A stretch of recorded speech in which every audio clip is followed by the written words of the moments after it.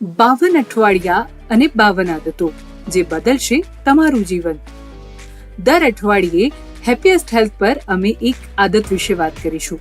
જો તમે તેને તમારા જીવનમાં ઉતારશો તો 1 વર્ષમાં તમે વધુ સ્વસ્થ બનશો. આ અઠવાડિયાની એટલે કે છઠ્ઠી આદત છે સારી ઊંઘ માટે બહાર નીકળો. તમારે વધુ સારી ઊંઘ જોઈએ છે તો સવારના તડકામાં બહાર નીકળો. તમારી ઊંઘની સારી ગુણવત્તા સવારના સૂર્યપ્રકાશ પર આધાર રાખે છે. તમે ઉઠો તેના પહેલા જ કલાકમાં 15 થી 20 મિનિટ માટે સૂર્યપ્રકાશમાં રહેવાથી તમારા શરીરની બાયોલોજિકલ ક્લોક તમારી સર્કેડિયમ રિધમને રીસેટ કરીને ઊંઘની ગુણવત્તા સુધારી શકે છે. સવારનો સૂર્યપ્રકાશ મેલાટોનિન એટલે કે ઊંઘના હોર્મોનનું ઉત્પાદન અટકાવે છે અને એક હોર્મોનલ કાસ્કેડ શરૂ કરે છે જે આપણને દિવસ દરમિયાન સજાગ રાખે છે.